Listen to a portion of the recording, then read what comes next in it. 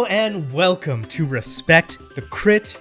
I'm Ian Duncan. I am your host, and usually I'm your game master, but not this time. Today I am going to be a player, and I am going to be playing Ruby Weapon, a drag queen who is maybe past her prime, but can still slay a runway. He, him, she, her, all pronouns are good. We also have, you may recognize her from the show that we do in the Star Wars universe, Jamie Lee-Bonés. Hello, I am Jamie, and today I will be playing the young Spitfire Jewel Stone. Wacha! Hiya! Those are my descriptive words. No, she is a youngster with a attitude who has a checkered past. And also joining us, as per usual, and we are lucky to have him, Alex Herrera. Hi, I'm Alex, and I'm playing Artanis Rinn, or Artie, just for short. He is a former law enforcement Shinra officer, now a private contractor to help people get from sector to sector here in our beautiful city of Midgar. Rough around the edges, heart of gold. He would do anything to protect the common folk. That includes taking a job that he did not want to get involved in the first place. I thought you, for a second there, I thought you were going to rhyme that, like... I can't. I thought about it. I couldn't. I was like, heart of gold, and he's kind of old. And taking us through this final fantasy, if you will, we are so honored to have him here on the show. He has put together basically this whole system and this whole scenario for us to play. Xavier Trudeau-Deschênes. Hello, I'm Xavier. Thank you for having me. I will be your Materia master today. Ooh. And for full disclosure, I did not completely invent this system. It is still Dungeons & Dragons 5th edition, although it is using a homebrew version of the D20 modern system from the 2010s, published by Wizard, that I found somewhere on the internet. I don't know who made the homebrew. If you do, I'm still waiting. Please contact me. But you hacked it so good and incorporated it so good into this video game world, which we're all excited to play. Mm-hmm. Also, you did build those Google Sheets we're using, so Very true. Take a bow. True. Take a bow. We can post. Yeah, you can post a screenshot of those party menus. I'm very proud of my newfound Google spreadsheet skills. I think we'll have to do that because listeners will not be able to see these like incredible documents that we're using to track our materia, to track our limit breaks, to track our HP and our MP. And they look fantastic, and they look like the original Final Fantasy menus, and they just look so good. So we'll probably do that. Shucks. Thank you. I'm having Xavier build my UI if I ever make a game on my own. Yeah, and they function well as well. Well, thank you. Enough gushing about these wonderful menus and the nostalgia for this incredible JRPG. Let's get in and play it.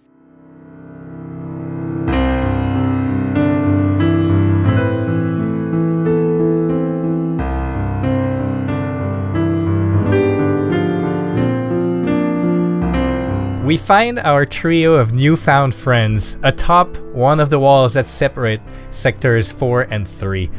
Overlooking the sunrise, we have Artanis, Ruby, and Jewel, who made their way atop this wall through sweat and knuckles, just climbing it the old-fashioned way.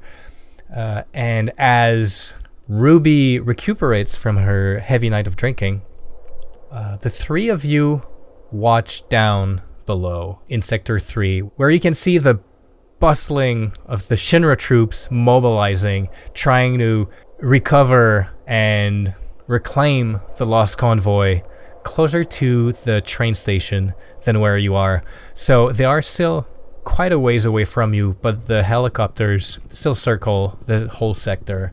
And below you, directly at your feet, 40 to 50 feet lower, you see a small slum, much smaller than most of the other slums, where people are basically building their structures along the side of the walls. There are some larger buildings than the others. Most of them are kind of like revamped RVs. There's a lot of tents. There's a lot of there's a school bus that seems to have come from the upper plates that's made its way down here, and they've just converted it into a small food truck, I guess, maybe, or weapons shop. And all of these little shops line the wall under you, and as the day starts, activity starts as well in the slums, and you can hear the shouts of the merchants trying to sell their goods, as if life just goes on normally despite the heavy military presence in this sector. Artanis, out of the three of you, you are probably the most, not on edge, but you're on your mark. You're ready for this. You're in professional mode, and you basically scope everything that's going on, and you pay very detailed attention to the Shinra troops. And you can see they're basically bringing in from the train station equipment. There's some trucks that have been basically delivered to the train station by train from the upper plate, and you see two or three flatbed trucks coming in with some machinery that's under heavy tarps. It's hard for you to tell what's on those flatbeds, but they're basically bringing these things in to where the burnt and flipped over Shinra trucks are in the main road of Sector 3 where the attack happened. So there's there's basically more Shinra coming in every moment that passes. But we are very far away from where you are right now. The other thing you all see looking at Sector 3 is what's at the very center of the sector, which is this huge landfill of industrial waste. There are rumors of the upper plate above leaking down into this sector, which is why the Shinra basically sealed off the middle of this part of the slums so that people wouldn't go in there because it's way too dangerous, but also they use it as just a landfill. This has forced every denizens of Sector 3 to just live on the walls. They're still in a safe distance away from the whole junk, but you can clearly see those fences with keep out signs and trespassers will be shot and all that nonsense. Awesome. I think Artanis looks at the heavy equipment being brought by Shinra. Are they heavy construction equipment, or is it more like heavy weapons, like tanks? It could be either. It could be huge bulldozers and cranes and stuff, but you know what equipment Shinra has in their reactors to guard the reactors. They could be mistaken for cranes and bulldozers under a big tarp. Oh, yikes. All right. Artanis is gonna look back to Ruby and Jewel. We gotta be very quiet about how we move down here. And he's gonna get their attention and point to the heavy equipment. Chances are it's nothing, but that could also possibly be a big robot or something. Just try not to get any attention drawn to us. I'm a 6-foot-tall drag queen. I don't know how I can possibly not have all the attention drawn to me. Sure, yeah, but do that in in a bar, inside. Don't do it out here, because... And he points again to the heavy machinery. You know what, Ruby? Do what you want, and let's see what's under that tarp when they start shooting at us, or if they just drive a bulldozer at us. It really doesn't matter. I can be discreet. He's gonna smile. Thank you. And then she wipes the vomit away from her face and just leans on Jewel, and she's like, "Carry me." Jewel is going to smile and say, I don't know that would help us with our low profile, Ruby. I'm just not feeling very well, and You're very strong, punching all of those things in the face, and I don't know if I'm gonna make it down by myself. Just carry me. Just like rests on Jewel's back. Artanis turns around. You better do what she says, because she will literally fall off this pile of trash in order to prove a point. Jewel's gonna laugh and say, okay, fine, you can lean on me. Oh, thank you, Jewel. So I'm no climbing expert. I assume climbing down is easier than climbing up, right? So no checks necessary. You carefully and slowly make your way down. There's a lot of like objects and protrusions from the wall that you can basically land on and just reassess how to climb down that wall. But you finally make it on the flat roof of one of those concrete buildings in the slums, and from there you have an easy access to the fire stairs that's in the back, that's never used by anyone, but it's there to be used, and you can basically come out of there strolling from the corner of that building as if you lived there. I think as we come out of the fire escape stairs, Artanis is gonna like adjust his coat, clear his throat, look around, somebody walking by, good morning, nod to them as they walk by, and then call for the rest, like, okay, we're good. And there's this strange thing about like going from sector to sector where like even though they're not huge, they're big. Midgar's a big city, but each sector isn't New York. Like each sector is a rather contained thing, but they all feel and look so different from one another. And this one, all three of you have never really been in Sector 3 too much.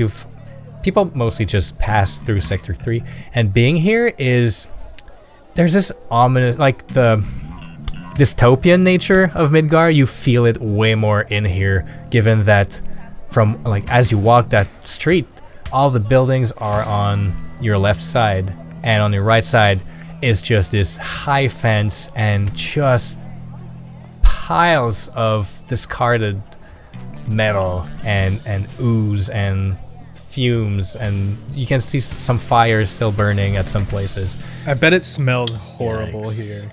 Yeah, smells like a dump, like tire fires. It's also the worst. probably. It's the worst sector for the smell. It's been voted the worst sector for smell. Midgar Weekly has voted Sector 3 smelliest 4 years in a row. But they take pride in it. They hang it outside the restaurants like Sagat ratings, but it's just like Midgar Weekly, worst smell. And as you walk, actually, there's a voice. Hey, you three. How about some morning shopping? And you see this very like thick mustachioed man and like very like half closed eyes, like calling for you, and he kind of like gestures at you to like come hither, like come here. Is he behind us or in front of us as we're He's walking on your side, like street? he's at basically he's behind a little makeshift counter where there's a few items on it. Like you notice like the classic like bottles of potions that don't seem brand new, possibly used. Oh. Used potions. Oh, Yeah. Well, not used, but not new. Like out of the package potion bottles. yeah, like do not sell individually. Yeah. Yeah. It's like buying a bottle of Coke. Or it's like, well, I haven't seen this bottle in the 1994 Olympics. Right, yeah. And you notice he's got some gear. He's got like the classic, the small bronze bangles, the iron bangles. He's got them. He kind of looks at you, Artie. You, sir. You're a cop. You Shinra? No, friend. I'm retired. He kind of looks you up and down. Kind of looks at what you're holding. Looks at your pistol. And he's like, "Let me make you an offer you can't resist." Like he motions you to come closer here. Artie kind of leans in, sarcastic smile on his face. I got some new material that you might be interested in. Something that packs a punch much more than what you got here. It just came in. Oh yeah. All right. Well, brand new. Let me see it. So he'll lean under his counter, and he kind of looks left and right, and he'll put on the counter a briefcase that looks stunningly like the one you are after. Oh wow. Okay. Artie kind of rubs his face a little bit. And he'll like kind of force the locks open a bit.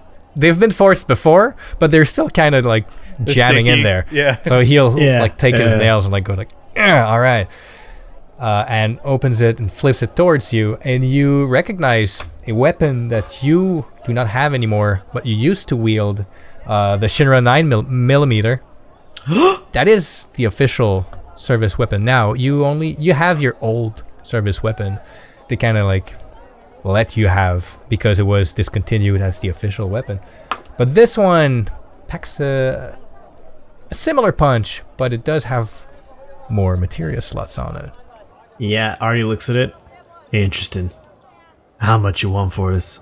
Well, he gives you an amount in gil that amounts to 16 wealth. Let me run a scenario by you, Mr. Dungeon Master Xavier. Artie's gonna look at the gun and then look back to the guy, and then he's gonna like close the case he's gonna put his hand on top of the case and close it slowly, and he's gonna say, "Well, today's just not your lucky day, is it, pal?" And he's gonna pull out his old identification form and open it on top of the box, because I don't believe there's anything on it that says like, invalid or anything like that. I don't know. I'm not a cop. I would assume they like punch a hole in it, like your passport. They take it. Normally they take. Yeah, it. they take. I'll take your badge and your gun. Yeah. But I would assume you carry some sort of identification that Yeah. is valid. Yeah, I just wanted you to roll a deception though for it. You got it. That's exactly what I thought you were gonna make me do. Oh.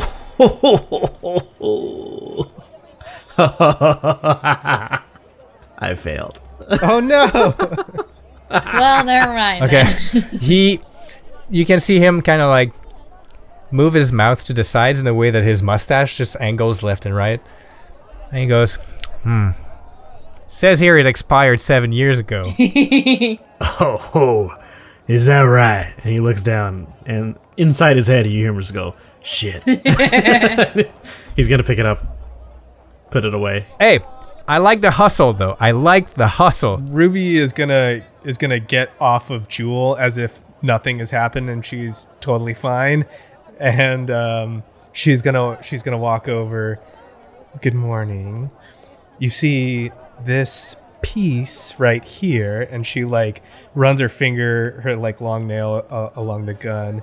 It would be really useful for this man to have to protect little old me and our friend here.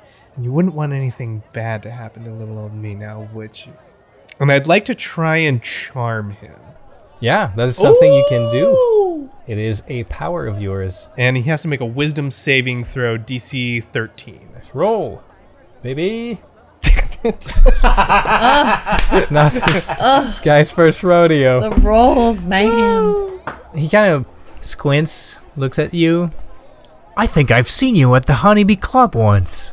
Yeah, you were pretty good. Pretty good. Doesn't cut it, honey.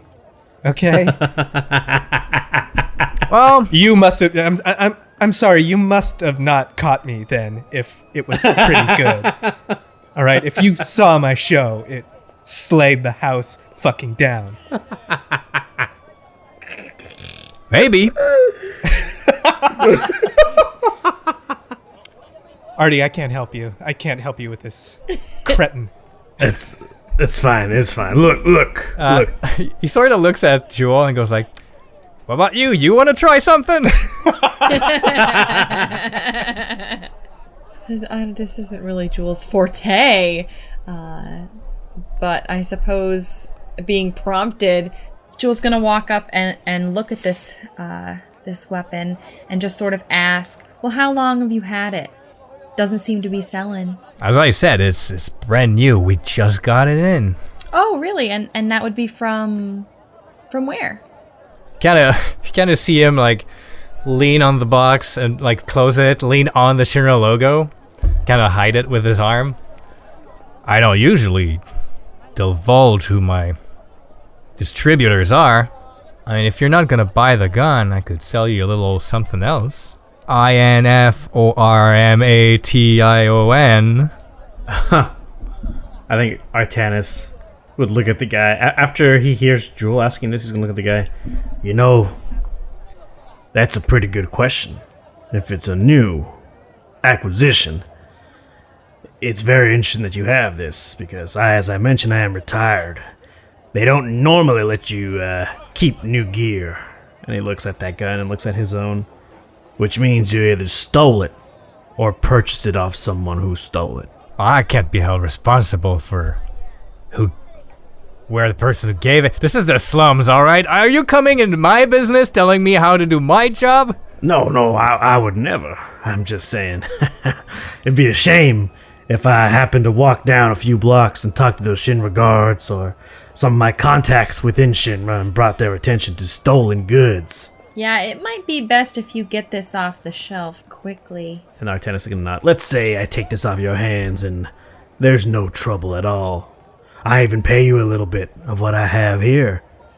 And we call it a fair deal. Give me a persuasion with advantage. Yeah.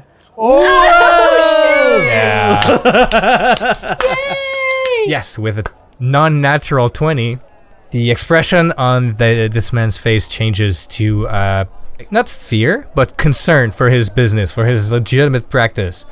Okay, I guess the rumors are true. Look, there's a few people saying that someone was with those monsters when they attacked that truck, okay? I don't want to be linked with that because that sounds like dangerous business. So just give me something to feed my family for this gun. But it's yours. Of course, that's not a problem. And then I'll use what little wealth I have left, my one wealth. Whatever the actual equivalent is in Gil, I'll put it on the table for him. Cool. I would say that doesn't even drop your score. Okay, cool. And I'll slide it over. And please take the case with you. I don't want it anymore. Yeah, I'll do that. And he picks up the case, nods. It's a very, very good establishment you do have here. Take care. And try not to purchase any more illegal equipment, if you can. hang on. Artie, aren't we looking for something that's in a case like this? He looks at it. Well, that's certainly true. And he has a moment where, he thinks, oh shit, how did I miss that? Ruby will take out some wealth, like a couple more thing, and put it on the counter and say, now that this is a legitimate purchase, what can you tell us about where you found this? So he leans in and starts talking like this serious low tone. Like I said, I didn't get it. I got a guy. He's a junker. He went to reclaim some of that stuff. There's a lot of people that do that here in the slums. But he told me most of the stuff was already picked up clean when he got there. Monsters were all dead. Shinra were all dead. They say it's the junkyard protector that was there. Junkyard protector? Well, who's that? Nobody here really knows. Apparently there's a little commune in there. Bunch of Mako junkies. And out of the blue, once in a while, she'll just come out of there and either slay some monsters or try to raise hell with Shinra. Every time, though, there's casualties and there's stuff going missing. Does she ever mess with people who aren't Shinra? Say, a bunch of dummies who are just looking for stuff to pilfer. Not that I heard of. Jewel, how did your friend end up with the briefcase? He did mention seeing a girl who took what was ever inside the case. I throw down another, Gil. What can you tell us about this junkyard protector? Butch queen, femme queen? What are we dealing with here? She looks like a old 22. Oh. I don't know, you wouldn't expect her to be much of a fighter, but the way she sliced those beasts sometimes, well, it kind of reminds me of what I saw during the war with Wu Tai. Huh. You're saying this girl, this young woman, sorry, is using weapons similar to that of those Wu Tai specialists. She got a big old sword. Yeah, that's what I figured. Any idea where this junker or this protector of the junk lives? Like, for a very good reason, nobody goes past those fences, so nobody really knows.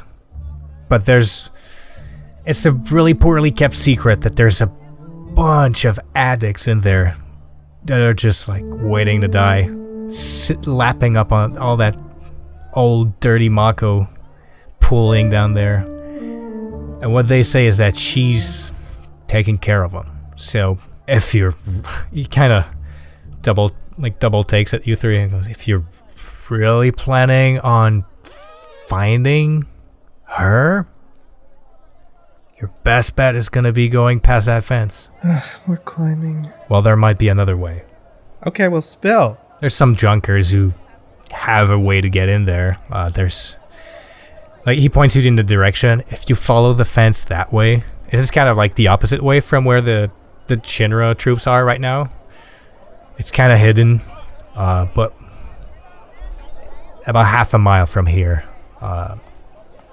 there's an abandoned shed, kind of an old Shinra storage building. You can go through that. The fence is cut. You didn't hear that from me, though. To the junkers, that's sacred gate. There's some valuable stuff in there. It's just hard to get. But that's how you get in. Of course, we didn't hear from you, friend. That's an industry secret, I assume. So, we won't bring back any heat or anything like that. If we get caught, we just happen to say we're tourists who got lost. Not a big deal. Well, good luck with that. I'd like y'all to leave my establishment now. Thanks for the payment. Thank you for cooperating. I won't be giving receipts. That's perfectly understandable. All purchase is final. Yeah. Ruby walks up to the counter and puts her nails on the thing and says, "Next time you're in Sector 6, you find yourself in the Honeybee Inn, Saturday night, come see my show. I'll get you comped." And then she leans in, really close to his ear and says, "I'll blow your mind." And she just walks out.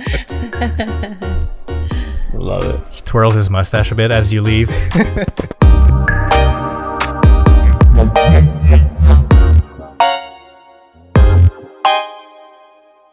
As you walk down the street towards the abandoned warehouse, there's less and less habitations. There's less and less hustle and bustle. It becomes more and more deserted. The structures are more sparse until it basically just becomes the wall on one side and the fence on the other. And you're getting closer to that gated off area that prevents you from leaving Midgar. It's pretty rough city design. You see this building, it's alone, it's big, and it's busted. It's in disrepair.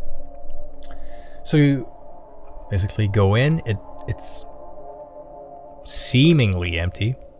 And as you weave your way through the little doorless rooms, you make it to a back room that has an open wall that leads to the fence, and well, there you have it. Behind a few sheets of metal, you can clearly see the fence has been cut in various places, and you could just peel it right off. Artanis will see this and move through the fence first.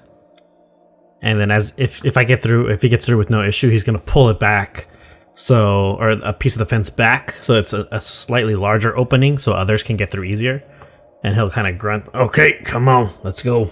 Jewel will go under, and as they're going through, we'll say thank you. Artie's just straining. He's like, "No problem. Come on, Ruby." Ruby is making a big grimace face and hands down on the ground and doing the like a tentative crawl on her hands and knees to try and not touch as much of the ground as she possibly can, and like even still, like her hair is getting caught in the in the part of the fence. And she's like, Artie, you fucking owe me for this.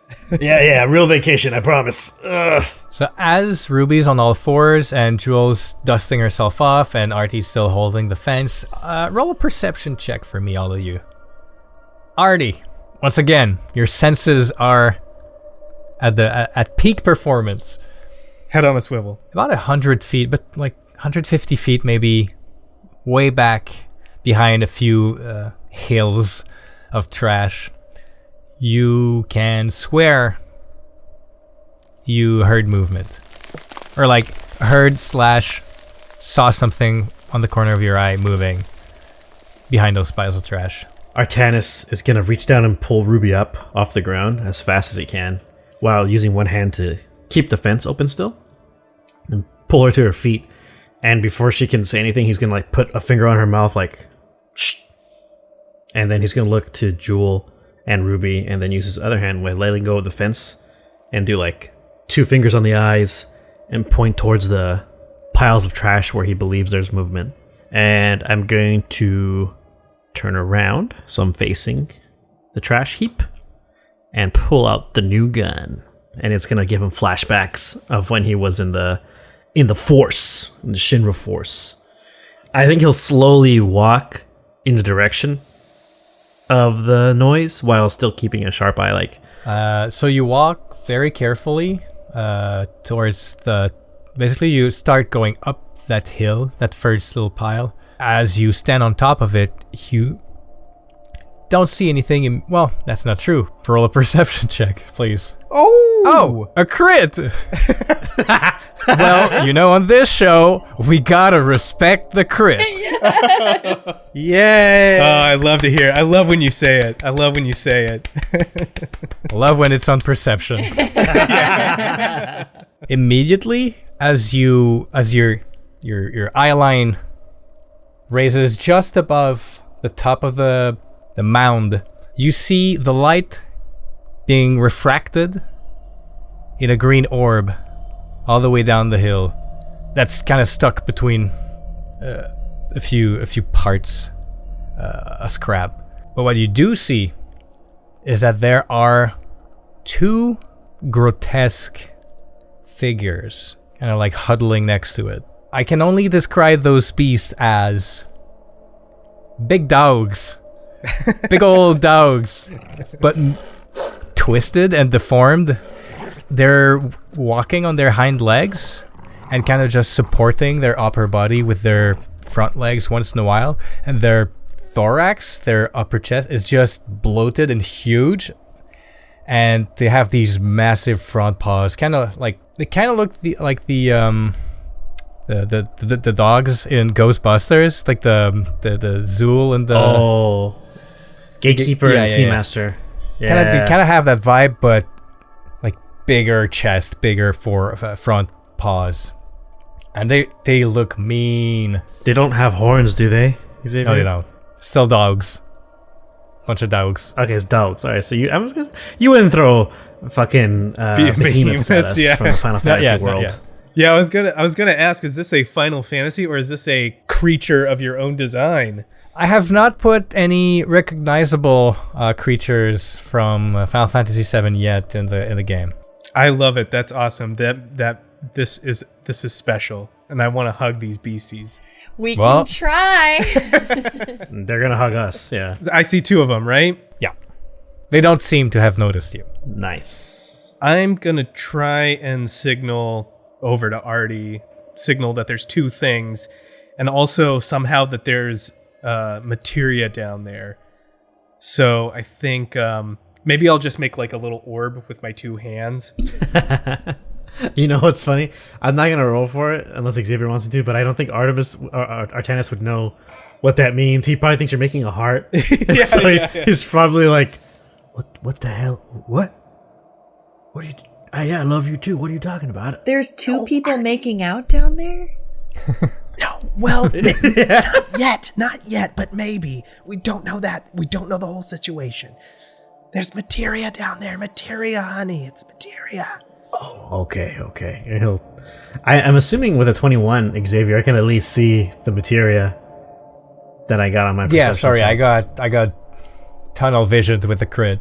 Gotta make that perception count.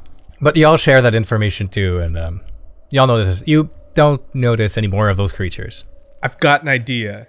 What if I try and like throw something to distract them in another direction or something? Like, you know, like make a sound in the opposite direction to get them to maybe like run over and snuffle over there. Yeah. How do you do that? How do you want to do that? Okay, so I think Throw one of your fans over there or something? I don't know. Oh no, not my fan. No. What are the Whoa, that's one of her weapons. What am I, Katana from Mortal Kombat? I don't know why, but for some reason in my headcanon, I anticipated them being like they came back to you, like those Australian frisbees. Oh, boomerangs? Like boomerangs. I don't know why, but in my headcanon, that's what your fans did. Is that they? If this was a video game, that's what they would do. Right, Yeah. exactly. So There's no reason for him to swing with fans. Xavier, this is a simulation. Real life is a simulation. Elon Musk said so, so everything's a video game. I cannot let go Australian frisbees. I couldn't remember. I thought you were gonna overlook I was what she hoping said. you No. were. I was like, let's just move past it, though.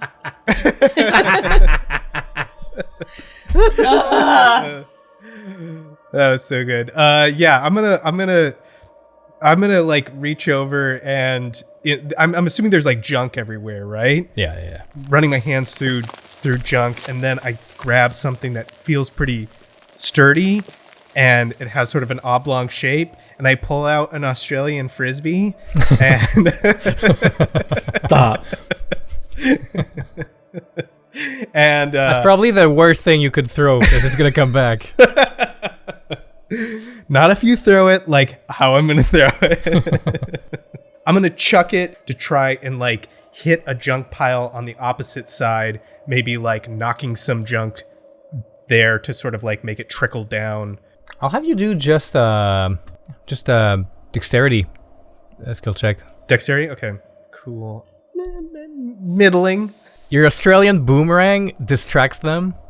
Not only do they notice it, they actually like get on the prowl on the attack, and they kind of just like run for it, barking at it, and they basically try to sort it, like find it through all that heap of junk, clearing the way for the materia orb for the moment. And then Ruby looks to everyone else and she's like, well, I did my thing. Jewel will run for it, yeah. Yeah, Artanis will make a break for it too. He'll go down, if not to grab the materia, but to like protect Jewel if she's down there, and then like if they come back. So is your intention to go like discreetly so that they don't notice you, or go as fast as possible before they come back? That's a good question. That's a good, that's an important good question. DM. Yeah, good DM question. Honestly, if I'm being real with myself, Artie is not stealthful. So I can envision him sliding down and just like sliding down the garbage. Like he does. I picture Jewel as being unintentionally stealthful because she's so small. Are you hauling ass? Are you going fast, or are you still like making an effort for them not to notice you? I feel like it's like a quick stealthiness, but stealth probably takes a second seat to being quick for Jewel. Okay, so both of you do a stealth check with disadvantage. All right. Oh. Oh! Yeah. Okay. Oh, wow. Okay. So both of you roll a 23 and a 15. We're gonna take the 15 for both. You slide your way down and manage to keep your footing, and you, like a breeze, you make your way to that materia orb that's been left unguarded. And from where you are, you can't even see the two big dogs. They are busy somewhere else, and you can just pick up that orb if you wanted. And you, from up top your mountain, Ruby, you're looking down at those two fools. Oh, they're not. They're not fools. They're just better equipped for all of this up and down than I am. All the climbing. All this labor. All the labor. Yeah. All the stuff. It's just All the stuff that makes the brow sweat that I don't want to do right exactly. I've got so much makeup on. I don't want it coming off. Will sweat? No. now. The vomiting is perfectly okay. Well, yeah, that's just a lipstick reapply. That's nothing. I'll have you know, Ian, that it's also lip gloss that needs to be reapplied as well. Thank you yes, very much. absolutely. True. Yeah. Two things. And probably some glitter. That was definitely. Probably. These dogs are fighting over this Australian frisbee, biting it. I'm dead. Yeah. I'm so embarrassed. I apologize to any Australian listeners. That's the first piece of merch I think you should make, is a frisbee with the Australian flag on it. It's going to be super confusing. People are like, what the fuck? We love you, Australia. Yeah, you make your way to the orb. It's up to you to decide if you pick it up or not. Art's not going to grab it. He's just going to look at Jewel and say, well, go ahead. And just keep an eye on where the dogs are supposed to be. Then Jewel will lean over, take a knee, and pick this up. Yeah, you reach for it and you pick it up, but something none of you had noticed before, because it's quite unremarkable, and the light doesn't catch it the same way it did the orb. Scattered around the orb, Jewel, you see some dull-looking, translucent, kind of like dark gray, almost like transparent obsidian, almost kind of thing, orbs. Some are cracked, some are heavier than others, some appear lighter or more transparent, but they do look like empty materia orbs, which you've never seen before. Whoa. Artanis, come look at this. He looks down very quickly as he's still glancing over his shoulder to the passage, or the other side of the garbage heap. And if he can, he'll pick one up that's like open, one of the dull ones that's opened, maybe one that's a little lighter than the other ones, and just pick it up and be amazed. I've never seen empty materia before, but that's what I think this is, as he kind of moves it around, because I assume it's in the spherical shape. Yeah, he's stunned, because this is I don't even think Alex has seen something like this. This is not something he's heard of. I haven't. I've been on the Wikipedia for FF7. I haven't seen that entry. What the heck? What would do this? Well, I'm not a physicist or an expert on Mako, but usually the inside, the magic stuffs, that's Mako. That's the energy from the planet, the lifeblood. But never heard of anything that drinks it, or takes it, I guess, in this instance. Maybe reactors do that, but people, equipment, that's some new tech, if it exists. I think Jewel's gonna grab a couple of these shells too and just stuff them in her fanny pack. And as you look ahead, as you stand back up, it would seem that the way is clear moving forward. The two dogs are still busy on the side, but if you were to go deeper in towards the middle of the sector, the way is clear at the moment. Artanis waves Ruby down from way back, like from where he's at. He kind of motions his hand like over his head, like, get over here. Oh, fuck, I gotta get down this thing, huh? You wearing your high heels, right? Always. Why don't you roll me acrobatics? Well, Yeah, you'll make your way down the hill, just not gracefully at all. In fact, you probably lose a shoe. oh No! oh no! I like lose a shoe. I come down. Artie, I just lost a heel. These are my favorite shoe. Real vacation. You owe me a real vacation. A real one. And a fucking shoe. I'll buy you all the shoes you want. We just gotta hurry the hell up. Come on. And he's gonna like grab her, like, come on. It's a good thing you have healing magic in this world, because walking bare feet Through in the landfill is probably not a good idea.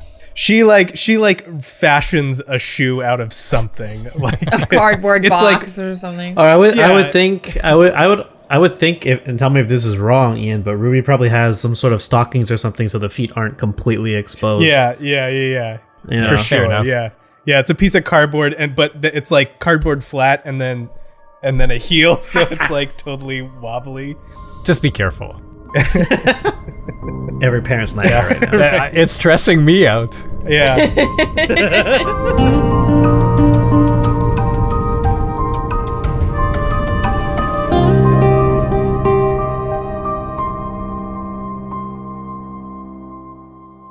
So as you carefully make your way towards the landfill, towards the center of the landfill, you start having to carefully avoid small puddles of green, like green-bluish puddles, leaking Mako puddles, like either from stuff in the landfill or from just faulty pipes up above. But as you go towards the middle, the more gnarly the junk gets.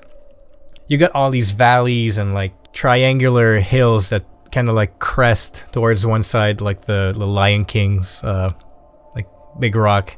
They kind of like jut like this all around the place, and you can tell that like they've been pushed by machinery towards the center to just like everything's been amassed here more. Even in the air, you can tell the air is getting more acrid. It's getting like more pungent and drier, and the longer you walk, the more you can feel it. Like it almost burns in your neck. And I want all of you to roll a d6 for me, please. Dang, my dice. What is up, man? Yeah. They are against you tonight. Every single roll has... I don't think I've gotten 2 digits. Well, no, I got a 15. Okay, never mind. You're good. I'm being You're doing over great. dramatic. You Yes. want a 2-digit roll on a d6? Jewel, okay. The illness chart designed by Xavier. Mako radiation levels. You know what's funny? Sam and I just finished watching Chernobyl, so this right now I'm being very heavily triggered by this Mako energy being everywhere. You might. Ruby's just like muttering under her breath about the vacation that she's expecting Artie to take her on. She's like, we're going up top on the plates. Oh yeah, we're going up top. Or Junin, yeah. Or he's got to take me there. We'll go to the beach.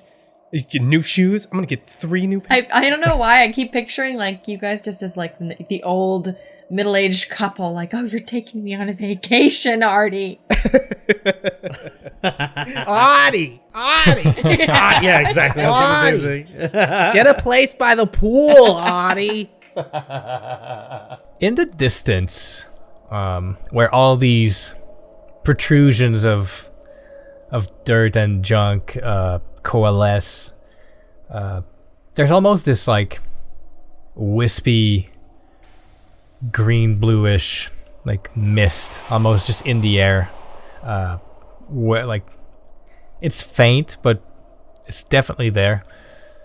And if you look all the way down in front of you, you can definitely see that it's kind of like gathered in there in that specific point in the center of the landfill. You still haven't seen anyone or anything, save for those few monsters. I'd say you have noticed a few drakes flying like above in the distance. There's definitely a presence of monsters. You have been lucky thus far, but I'm gonna need y'all to roll a perception right now. Hey! Oh! Jamie! Jewel, you prayed to the gods, and now we must respect the crit. Yeah. Again, on a perception. I know. Yeah. Hey, I guess those are the roles we're doing good at. I haven't given you much more than perception It's rolls still so far. early episodes. We're building the world. You know, we need Yes, those yes, high yes, yes. perception rolls. But what you do see, you've been peeling your eyes for more of these orbs, these empty, hollow materia orbs. You wouldn't say you've been following a breadcrumb trail of those, but you've certainly spotted a bunch on your way here. And I bring it up now because you notice one at your feet, and as you look up from it and you look towards your destination, you notice someone turning a corner, turning behind like a huge jet engine, and disappearing in there where like all this glowing mist seems to be just like hovering above. It's not a thick fog, it's some sort of, like strands of ethereal energy. It's Mako, like we know it's Mako. I think I just saw somebody go behind that, and Jewel is going to point over to where she saw this person. I like put my hand on protectively on Jewel a little bit, like just like on her shoulder, and I'm like, is this safe? Well, I mean, one of the things Shinra did was expose those soldier guys to Mako, so I think up to a certain level we should be fine, but it's best not to stay in it for too long. If someone's behind there, that might be that protector person we need to talk to. Artie, did they do that to you? Oh, nah, I wasn't special enough to get into soldier, a little too old for the program. Plus, I heard rumors about what that stuff does to your man parts. Oh, like what kind of stuff? No, yeah, he puts his hand up. No, the not great things. I'm talking reverse. Oh. Yeah, I mean, it's a rumor. I never met any soldier myself, or never met anyone in soldier myself, but I'm not envious of them. That would explain the big swords. Shots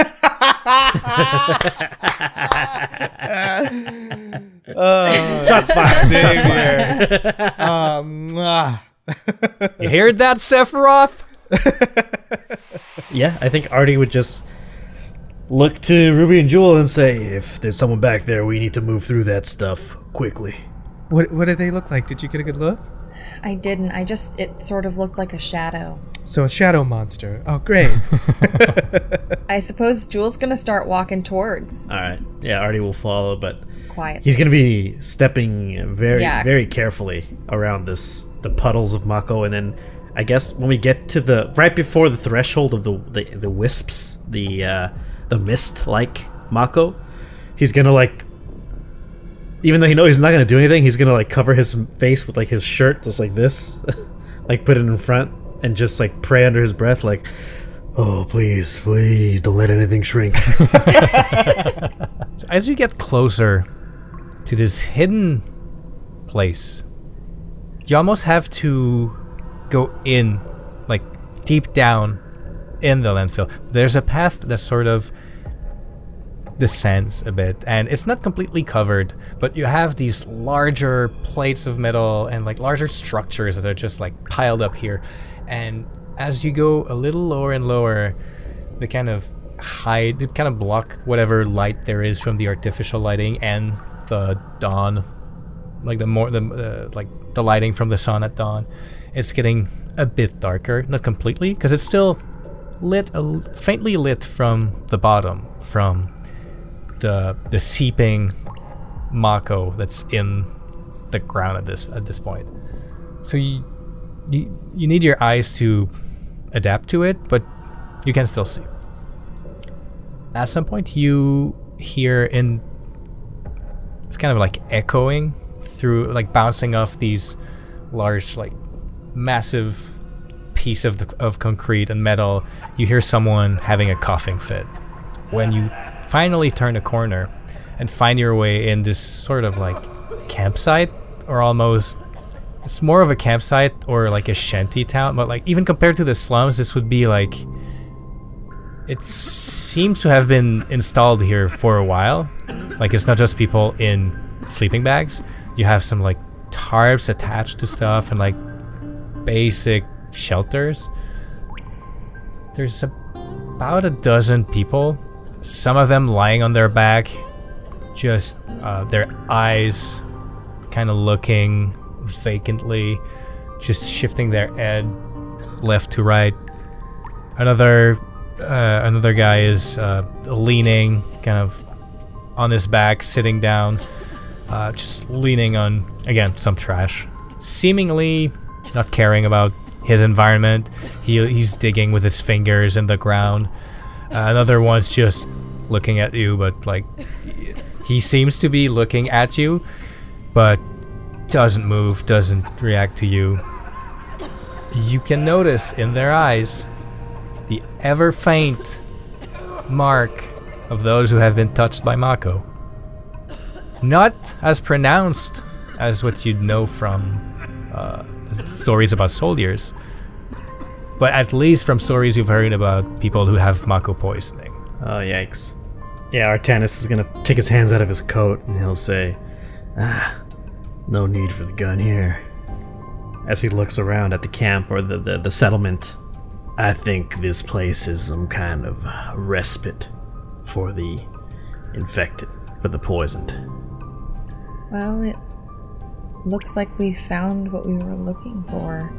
And Jules sort of looking across this settlement with sadness in her eyes, seeing all of these sick people, and is going to turn back around to Artanis.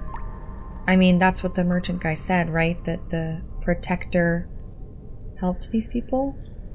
Yeah, I think that was the gist of it. But where is this protector at? And he's gonna scan the room around looking for maybe another exit, another chamber or something.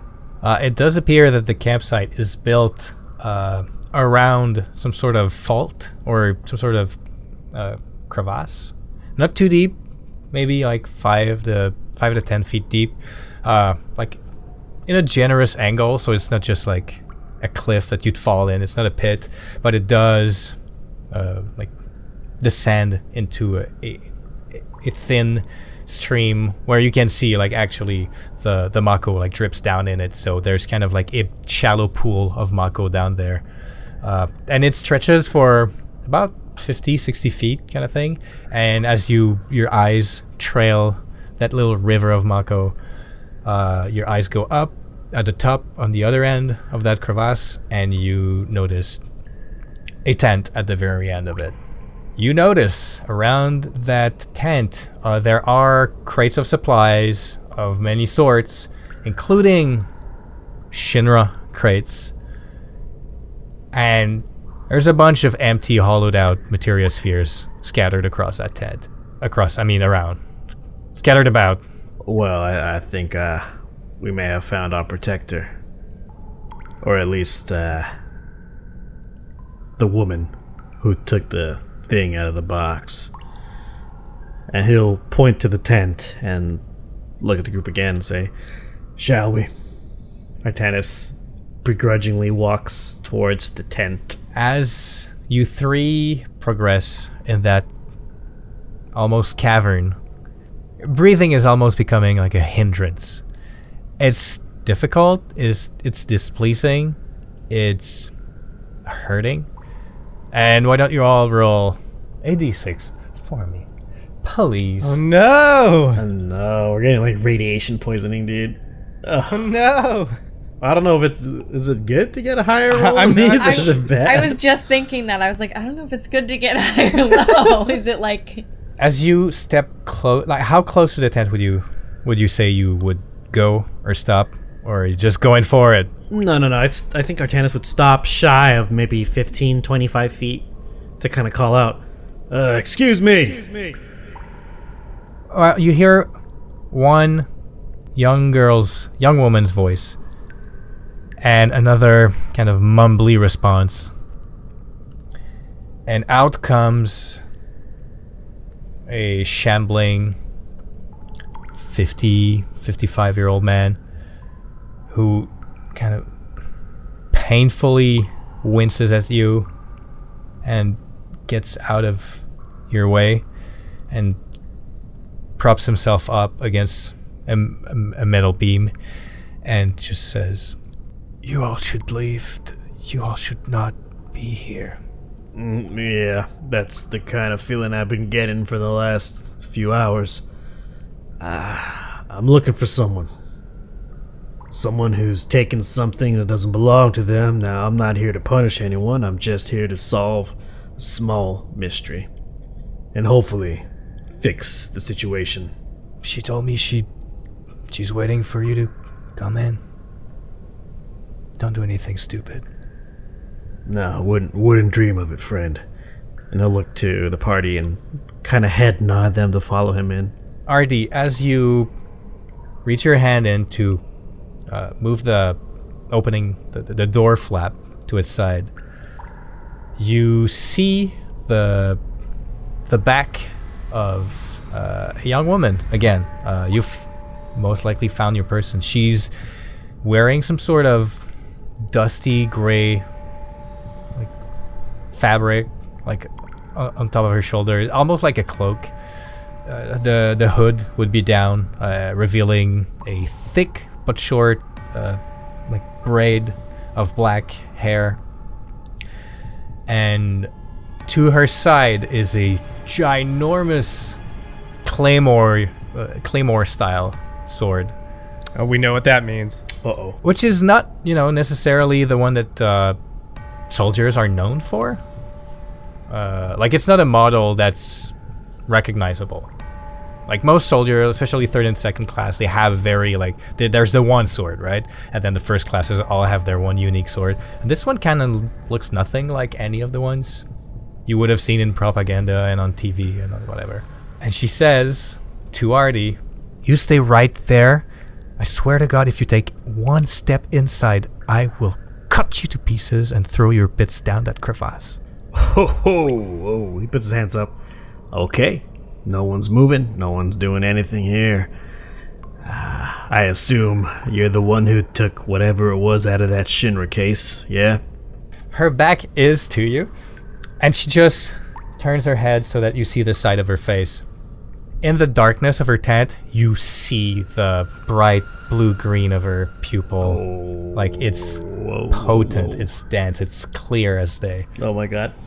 She kind of looks you up and down. You're saying your armor still has the Shinra pieces, right? The Shinra shoulder, or it's like makeshift. So like the chest piece is probably when I was an officer or some sort of similar design, like a civilian version of it. It's not as heavy as the one I wore when I was a cop. Mm-hmm. Still, she kind of looks you up and down. Are you Shinra? Are you here to reclaim it? Half correct. I'm retired. No longer part of the Shinra Corporation. I'm here to reclaim it simply because a friend of mine's relative is in grave danger because of this object being stolen. My cousin. She reaches her hand on the hilt of her sword, just places that, doesn't grasp it. She just lays her hand on top of it. She says, "I'm sorry for your cousin. We all have to survive. Unless you have something to trade for it." Well, that can be arranged. It would help if we knew what exactly it was that has been taken. You see, there wasn't a lot of information given to us by the person who was asked that we reclaim it. You see her other hand reach for her sleeve. She reaches for the thick fabric and pulls it up to reveal a Shinra bangle. Pristine, mint quality, brand new, almost never used. Still wrapped. Inside of which is attached a red orb of materia. Oh my god. Would we know what red ones do? Well, roll Arcana, everybody. I'd say it's not common. Like, non-adventurers, non-avalanche. Oh! Everybody gets theirs. I see that green number there. Ruby. Oh, and what do we do on this show? We respect that crit. and I dab, and I'm dabbing for the podcast audience. I'm dabbing all over the place. Sounds like disrespecting the crit, but okay. You and Artie, you both know this is a summon materia. Jewel, you know of red materia. Mm-hmm. You're not sure what it does. You've never seen it in action. It's very rare, and for both of you dudes, though, you know that it either forms naturally in very naturally occurring heavy zones of Mako, or it can be manufactured. Either way, it's very powerful, and legend has it that it basically just taps into the memories of the the ancients, like old protectors of the planet whose will has survived in the live stream in its like individuality, and you can like basically use their anima, their essence to help you basically. For some reason, Ruby, at the sight of it, you get a short image, you like a deja vu. Basically, you get a deja vu that you're like, oh, why does this remind me of this thing this movie I saw, where this ivory white horned horse, part dragon, part horse creature, like, and you keep having this very celestial looking white furred, like with these beautiful majestic antlers, but you can't quite put your finger on it. Oh, awesome. There, like a tear just falls down Ruby's face. And so the person in front of you continues, I doubt any of you has anything remotely as strong as this to offer me in exchange, so please be on your way.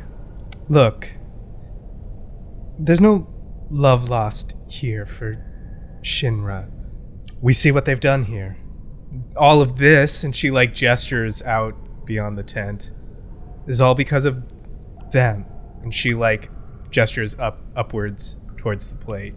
So, no, we don't have anything as powerful, but we could offer help for these people here. I mean, they don't look good. I don't know if you've noticed. And all we really want to do, I want this to be crystal. I'm sorry. I want this to be ruby clear. Is help our friend here. And she just like puts her hands on Jewel. She's in a lot of trouble. And it looks like you want to help people, so maybe you can help us help her? Jewel is giving the biggest puppy dog eyes, too. Well, why don't you roll a persuasion? Oh, I'm actually not bad at that. That's right, because in charisma, hey! Oh my god! That is an 8. She'll turn around and stand up. Kind of like she won't leave her sword, so basically she takes it and props herself up on it to stand up and kind of like leaves it planted in the ground and keeps talking to you while kind of leaning on it. Like, it's not like she's actually holding it like a cane, or like she's just holding it kind of like it's a power move, I guess, at this point. Look, I get it, okay? And I appreciate you being forthcoming, telling me you used to be Shinra. These people here, they can't be helped. It's too late for them. I've been here 15 years, and there's nothing I can do for them. I tried in the beginning, but sometimes you just gotta let go of some things. I make sure they eat. I make sure the monsters don't attack. I make sure no one knows they're here. And I hide. And I make sure I stay away from trouble. She looks at the red orb. Look, I need those to live, okay? It's not normal. It's not desirable. But I don't sleep, I don't eat, I don't drink. I just... And you can kind of see her expression change at this point in kind of like... Not sadness, but kind of like... I want to say melancholy. I leave off of these. I need what's in them to live. I think Jewel is going to drop the puppy dog eye act. Well, there's got to be something that you want. And then is going to think to herself, I mean, we could trade, remembering that she's got this green one, maybe? And we'll pull it out. She kind of smiles in the corner of her mouth. Goes like, again, I don't think you have anything that I need. Like this stuff here, I don't go out of hiding often. But if I know Shinra's moving around with one of these, this'll help me survive the week. Nothing more. Otherwise, the small ones you have, they keep me going for a day tops. I can't keep going around stealing people's materia. So if I can get a big one from Shinra, that'll just help me get a bit ahead and stay quiet. Please understand, I don't want to have to hurt anybody. I want to just stay here. Well, honey, you say you have to live on these and this is the only thing, but have you been to a show at the Honeybee Inn? Because let me tell you, that will give you life, okay? If you come with us, you'll be treated VIP. Come to Wall Market. I mean, it's not much, but it's better than this. And also, too, I want to be real with you, girl. That thing that you've got, that materia, that's powerful. That is the living essence of an entity that belongs to this planet. And all you're gonna do is eat it? Girl, if that's all you're gonna do, then you're no better than Shinra.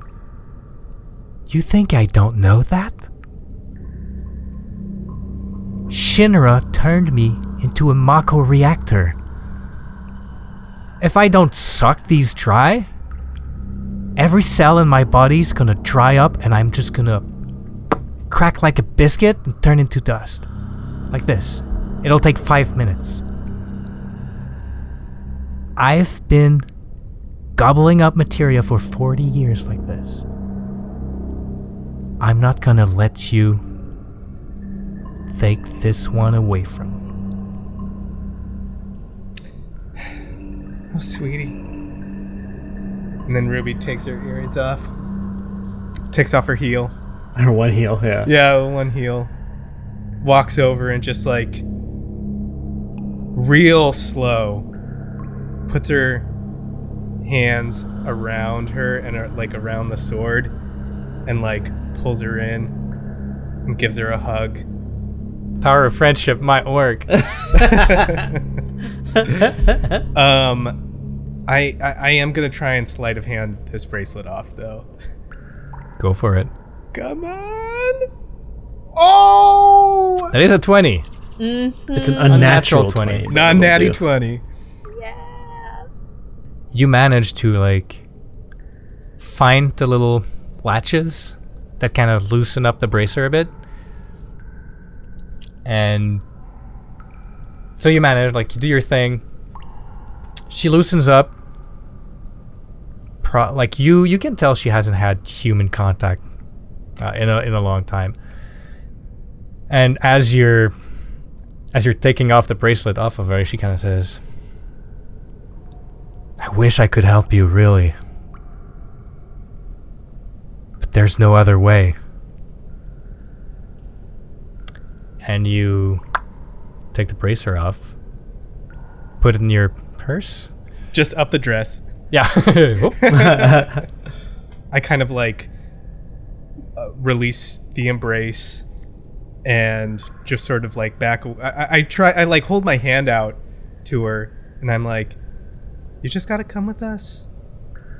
Sector 6, it's not far. I mean, we had to climb under a fence and climb up some trash. But look at you. You can do that. If you can wheel that thing around, you can do that. We can find a way for you to live. Girl, live." Maybe it's time. And Jewel's gonna look around sort of the area again of all these people. I mean, aren't you? You must be tired. It's the only place Shinra can't find me. I doubt you can hide me from them over in Sector 6. And she stops talking, and her eyes grow wider. Roll a perception check, everybody. What is happening? Oh, hey. Oh, another Okay. one. Oh my god! So we gotta respect Jamie's crit. We gotta recognize Ian's dirty 20. In the distance, echoing through the chamber of the crevasse, from below the plate of Sector 3, the thunderous roaring of helicopters. It has reached your location. And this, the soldier in front of you has noticed. And she says, "You brought them here?" Roll for initiative.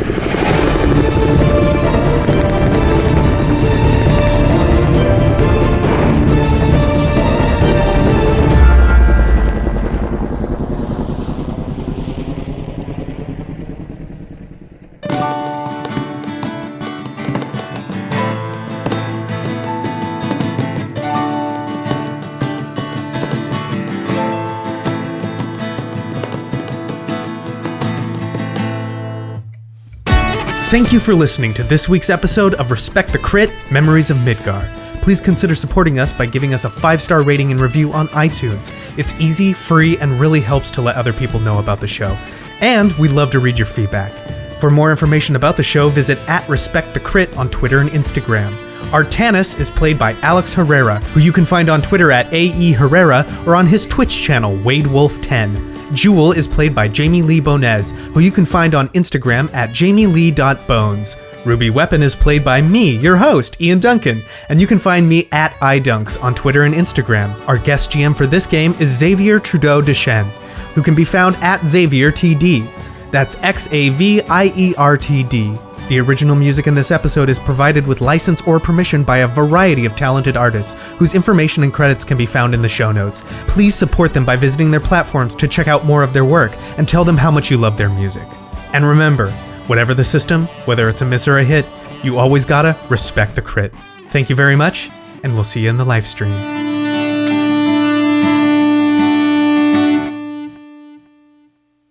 I'm hoping Ian will put some effect on it. This is the Shinra Sector 7 bound I didn't mean I hope that Ian does it for me.